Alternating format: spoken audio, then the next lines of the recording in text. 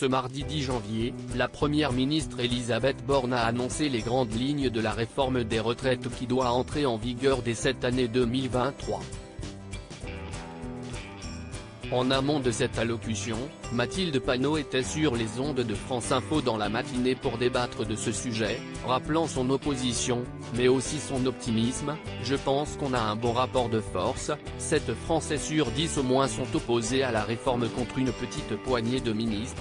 Vous avez vu que siègent 19 millionnaires au gouvernement », a indiqué la présidente du groupe LFI à l'Assemblée nationale. Le fait qu'ils soient millionnaires change quelque chose à leur position sur les retraites ? L'a alors questionné Marc Fauvel. Oui, a simplement répondu son invité. Jean-Luc Mélenchon est millionnaire.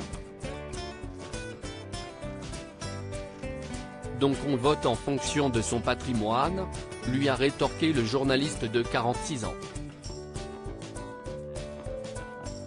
Vous êtes en train de me détourner de mon sujet, là, a pesté Mathilde Panot, tentant par la suite de justifier ses propos.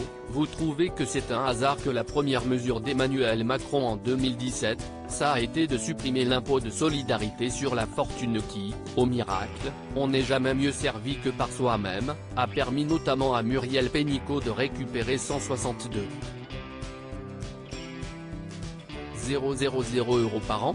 Supérieur à Jean-Luc Mélenchon, découvrez les femmes qui ont compté dans sa vie. Et Jean-Luc Mélenchon, millionnaire ? En amont de la dernière élection présidentielle, Jean-Luc Mélenchon a rempli une déclaration de patrimoine public en mars dernier. Il y a déclaré 2 biens immobiliers, pour une valeur de 1,2 million d'euros, loin des près de 2,5 annoncés sur la toile à cette époque. Comme l'ont rappelé nos confrères de 20 minutes, l'homme politique possédait également 95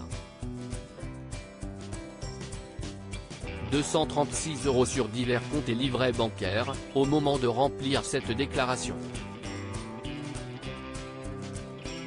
Par ailleurs, en 2013, il avait écrit sur son site ne toucher aucune retraite sur ses activités passées, quoi qu'il en ait l'âge, car il estime avoir un revenu suffisant et qu'il est solidaire.